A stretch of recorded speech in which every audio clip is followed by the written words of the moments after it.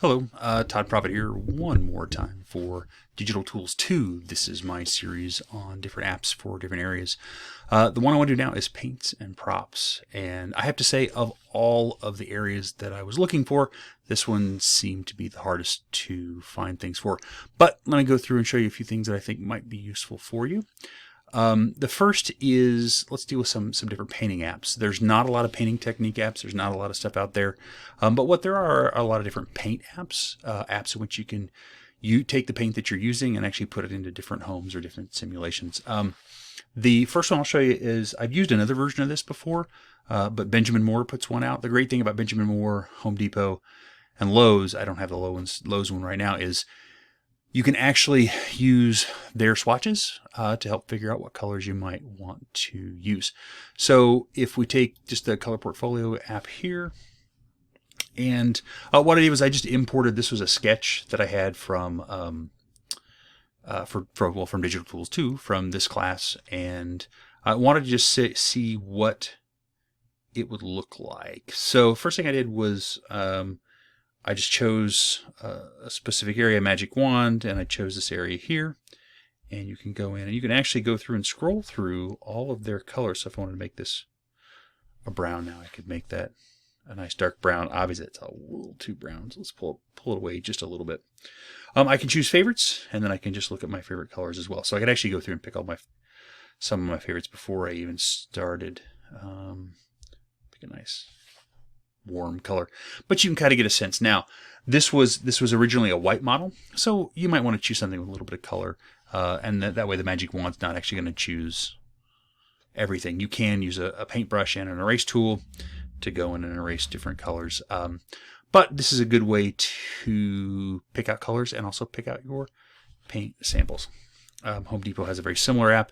It's a little different in that you choose pre-made things, and then you can go through and you can choose some different color apps.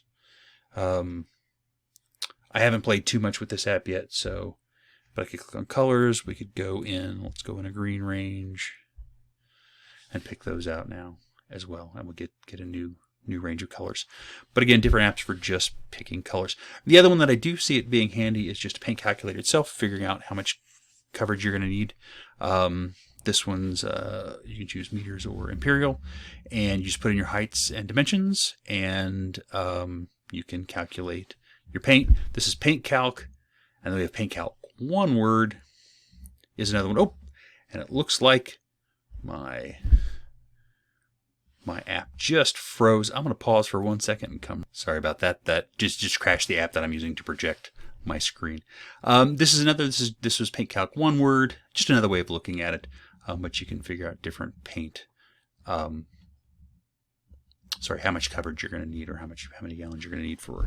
Okay, so those are the paint apps I found. There are more out there. I just picked a couple that I knew that I'd used before or messed with before. The next thing, just talk about some different prop apps. One of the first prop apps I think you sort of need to think about is as a phone app. We're using more and more phones on stage. You're using more and more smartphones on stage. So you need to kind of fool it to make it look like it's a different app. You can just put a screenshot there, but if it has to be used and you're fairly close, you might use something like a fake call. This one will actually ring for you. And I found a couple like this. And let me go ahead and call it up real quick. Okay. And so you choose who's calling. You choose the ringtone and how much sooner you want to do. And then so essentially the actor be getting ready. They could hit the app, and in 5 seconds it's going to make a call. Okay, so it's actually saying it's my friend, and I'm going to go ahead and accept this call. Okay, now this app you can actually choose what's talking on the other end. In that case, I chose the Minions. Why? Because I thought it'd be fun. I wouldn't actually use that for a show. There's a few apps out there, like I said. I did a search for fake calls, but there's a lot of junk when you do that. So you got to kind of dig through and find the one. Matter of fact, I found one on my iPhone that I really liked, and then I went to find it on the App Store on my iPad, and I couldn't. It was just very difficult to do that search and to find that. So that is a fake call app. That's one things that I think would be useful. So, and again, let me just point out, these are just things I think might be useful for you to try. These aren't reviews. Some of this stuff I've tested, some of it I haven't. But I just want to get you inspired and maybe looking on your own. Last category for props and paint. First is just painting in general. I have to say the Procreate app is still one of my favorite painting apps of all time. I'm hearing more and more people using this. So if you just need a general painting app, I think Procreate's a really, really good one. I'd also put Sketchbook in there. This is one I know we've been working with in our class already, but Sketchbook's another one. And it works really great. Both of those work really great with the Apple Pencil on the iPad.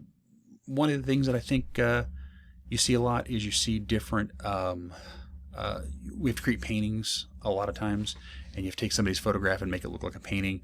You can do that in Photoshop, but honestly, there's some apps that just make it really, really easy to do. First, one of my favorite ones is Waterlog. You can just open Waterlog. You start here, you choose a photo. I want to choose something from my photo library. I'm going to just click on all photos real quick. And this is a show photo that I used a while ago. But it'll go through and it'll repaint it, making it look like sort of a watercolor one. That one's not bad. I also recommend Brushstroke is another one. Here's the same picture. And again, just very different variations on the painting technique itself. Prisma is one that I have used in the past. It does cost money for a lot of the more advanced tools. The only reason I'm not bringing it up is I tried to bring it up a minute ago, and it is a very computer-intensive app, and it wasn't working very well when I was trying to project it, so I didn't even want to mess with it. I will close with, if you need a good Photoshop type app, Pixelmator is a really good Photoshop app. The great thing is it works on iPad, it works on the Mac as well, so you can easily transfer back and forth between the two. It's relatively inexpensive. I know it's under $20.